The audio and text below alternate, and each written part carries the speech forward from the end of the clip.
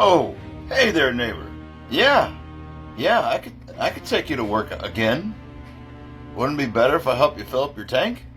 Oh no, not for free. How about you mow my lawn a time or two and we'll call it square?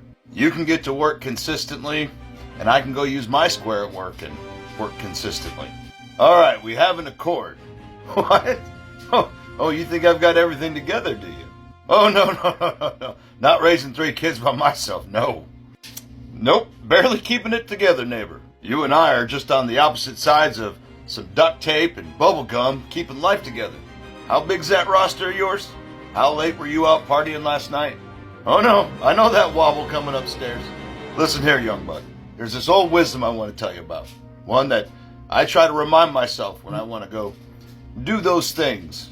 A person must keep their feet beneath them, even if they have to stoop. Njál Saga. This applies to everything, not just what you're into. No judgment. I did it too, so I'm speaking from experience. This wisdom speaks to the need for stability, to be grounded. It brings a sense of control over one's life.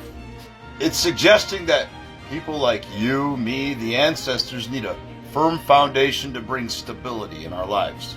And as a mason who works on foundations, I can tell you this brings us stability, making it harder to sway us, make us imbalanced, and just overall improve our quality of life. You know how I help that team that helps the unhoused? I have a saying that's very similar that was inspired by this. You see, when people start helping the unhoused or some other cause that they're passionate about, they typically overreach on everything. I've seen volunteers literally overextend themselves to the point where they too themselves are nearly homeless or in a hard place, needing a ride or some gas money. Many people in this country are one emergency away from being ruined. An accident, medical expense, car breaks down, they're late for work and get fired. Flat tires happen. Just when you don't need it to happen, fate can be cruel that way. But you remember that last part of this Njál Saga quote? Even if one has to stoop, sometimes we have to lower ourselves to breed stability. It highlights the need to be able to adapt to difficult situations, even if we have to humble ourselves, even if we have to be a little bit more responsible. It also implies that we have to lower ourselves sometimes despite pride, because it's necessary. Young man, sometimes we have to think about things and put away our pride and be at least willing to adapt, to be humble. Oh, trust me, when I was in the barracks, that was nothing but a salad bar of people trying to encourage me to make bad decisions. There's this saying at Fort Bragg, it's dollar night somewhere. And they weren't wrong, literally every single night.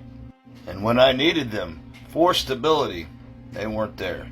So don't take for granted that I'm always going to be here. Stability will always only begin and end with you. Yeah, we won't want to blame circumstances or other people, that jerk at work, our boss, traffic, whatever we can to get out of that. Maybe because you hit the snooze button. You were out too late. And don't think I don't recognize a walk of shame when it comes up my porch steps. Save that stuff for your days off where you can make mistakes, if it's within your budget.